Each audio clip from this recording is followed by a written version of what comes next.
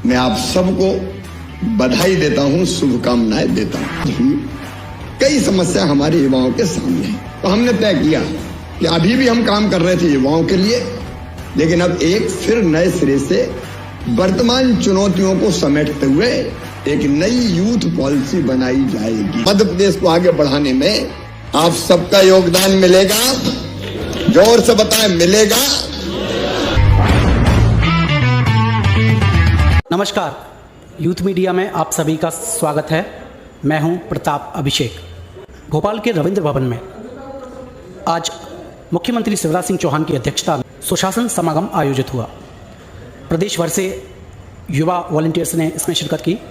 युवा हमारे साथ हैं, उनसे पूछते हैं कि इस कार्यक्रम में उनका कैसा अनुभव रहा और इस कार्यक्रम में उनको क्या उम्मीदें इस कार्यक्रम से कि ये कार्यक्रम युवाओं के लिए कैसे बेहतर विकल्प प्रस्तुत करेगा। इंटर्नशिप का भी कॉन्सेप्ट है, मुख्यमंत्री जी ने बताया। हमारे साथ हैं प्रकृति शर्मा जी, जो कि अखिल भारतीय विद्यार्थी परिषद की राष्ट्रीय कार्यकारिणी में भी सदस्य रह चुकी हैं। मैं अखिल भारतीय विद्यार्थी परिषद में राष्ट्रीय कार्यकारिणी सदस्य रही हूं और अभी वर्तमान में मैं नेहरू युवा केंद्र की वॉलंटियर हूं और आई श्योपुर ज़िले से, क्योंकि मैं NYKS की वॉलंटियर हूँ।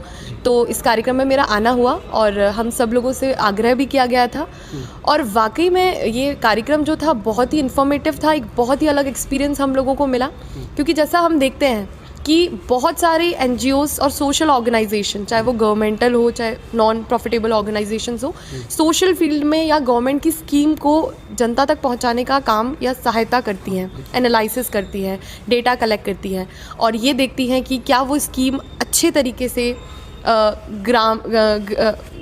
ग्राम या फिर तहसील केंद्रों या जिला केंद्रों तक पहुंच रही है या नहीं।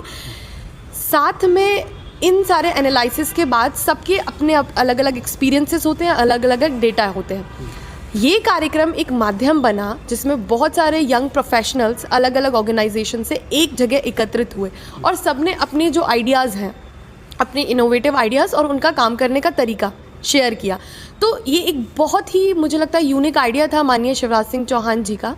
और क्योंकि मैं NYKS से हूँ और भी अन्य संगठनों से वहाँ लोग आए थे, तो कोई भी, जैसे हम स्वच्छता की बात करें या सिक्योरिटी की बात करें या अन्य कोई डेटा है, चाहे वुमेन सिक्योरिटी की बात हो, हर किसी जो जितनी भी स्कीम्स हैं सरकार की, वो सारी स्कीम को देखने का अलग अलग संगठनों का नज़रिया, क्योंकि NYKS भी काम करता है, अन्य जैसे जो संगठन है जिला पंचायत या सभी, तो वहाँ जो सबका एकत्रीकरण हुआ तो सबके अलग अलग आइडियाज़ हम लोगों को वहाँ देखने को मिले।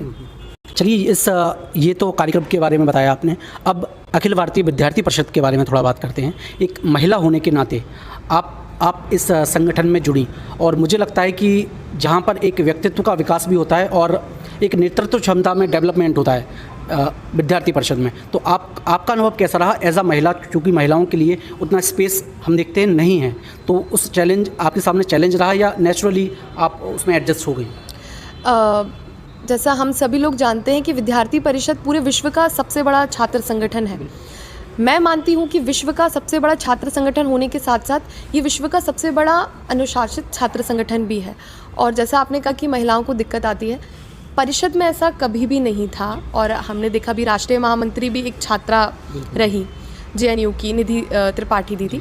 तो ये जो बातें हैं, ये जो दलगत राजनीति जो संगठन करते हैं, उन संगठनों के लिए विद्यार्थी परिषद बहुत अलग है। हमें कभी ऐसा नहीं लगा कि महिलाओं को पीछे किया जा रहा है, छात्राओं को पीछे किया जा रहा है। इक्वल अपॉर्चुनिटी और महिलाओं को सशक्त करने के लिए, जैसे मिशन साहसी जैसे कार्यक्रम ABVP ने बहुत लार्ज स्केल पे किया, जिसमें लाखों छात्राओं को हम लोगों ने सशक्त बनाया।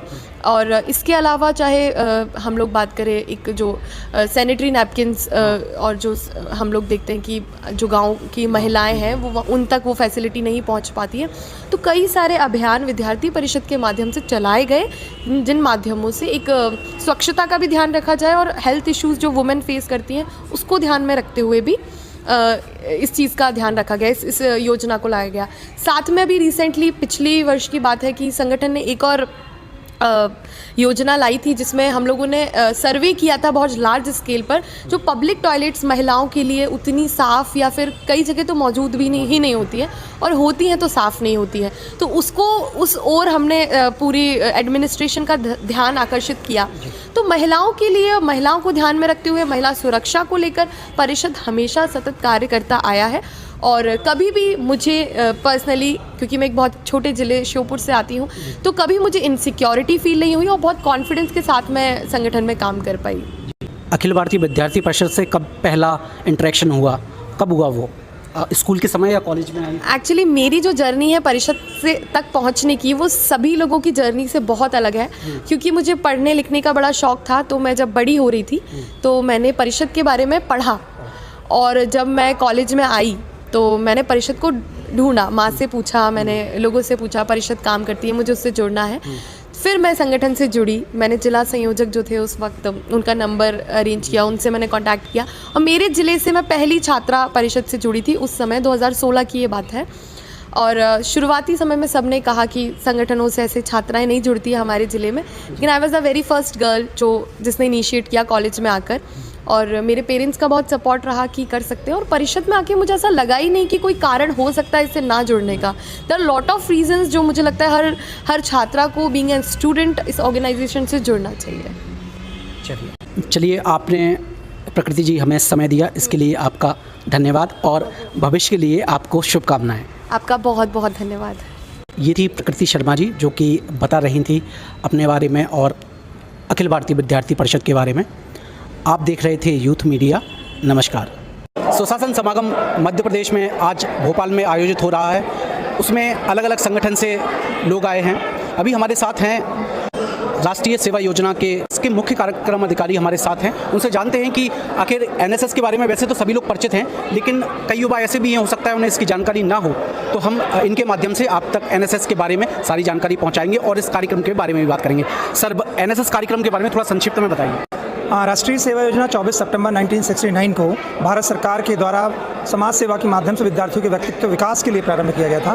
कैंपस टू कम्युनिटी, विद्यार्थी का जो प्रशिक्षण है वो कैंपस के अंदर हो, कम्युनिटी के बीच में जाकर विभिन्न जागरूकता गतिविधियों के माध्यम से समाज में चेतना संचेतना लाने का कार्य करना, और उसके साथ साथ संस्था से लेकर देश तक की एक लीडरशिप किस तरह से की जा सकती है, वह राष्ट्रीय सेवा योजना के विभिन्न कार्यक्रमों के माध्यम से सिखाई जाती है। राष्ट्रीय सेवा योजना अपने कार्यक्रमों में जिस तरह कम्युनिटी के बीच में जाने के लिए गोदग्रामों का ऑप्शन करता है, उसके माध्यम से वो सरकार की नीतियों कार्यक्रमों को वो समाज के बीच में ले जाकर प्रचारित करता है। कहीं ना कहीं सुशासन का जो एक पहली पाठशाला हम राष्ट्रीय सेवा योजना के वॉलंटियर और कार्यक्रमों में समझ सकते हैं। राष्ट्रीय सेवा योजना भारत सरकार में युवा कार्यक्रम खेल मंत्रालय के अंतर्गत संचालित एक योजना है, जो मध्य प्रदेश में उच्च शिक्षा विभाग के नियंत्रण में मध्य प्रदेश में 7 विश्वविद्यालय के माध्यम से चलाई जाती है। वर्तमान में मध्य प्रदेश में 1,60,000 वॉलंटियर जो हैं वो पंजीकृत हैं 7 विश्वविद्यालयों के माध्यम से।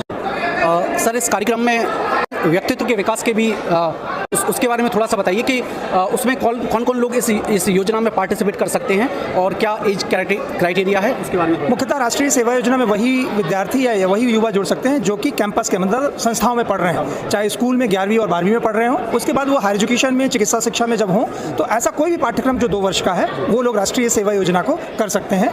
तो मुख्यतः राष्ट्रीय सेवा योजना करने के लिए महत्वपूर्ण है कि आप रेगुलर मतलब नियमित विद्यार्थी के रूप में पढ़ रहे हैं, वही राष्ट्रीय सेवा योजना कर सकते हैं। चलिए सर, आज जो सुशासन समागम हो रहा है इसके बारे में युवाओं के व्यक्तित्व में विकास को लेकर या फिर जो बेरोजगारी की समस्या हम देख रहे हैं उससे भी कहीं ना कहीं इस कार्यक्रम से कुछ उसमें आप देखते हैं कि उससे कुछ अच्छा परिणाम आ सकता है?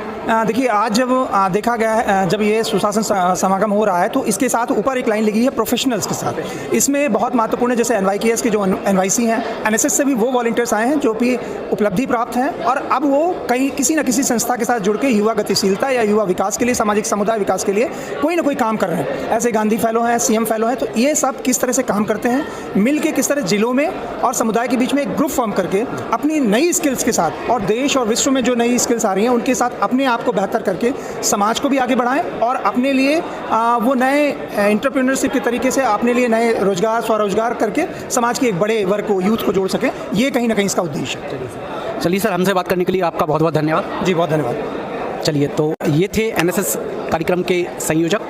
आप देख रहे थे यूथ मीडिया। नमस्कार।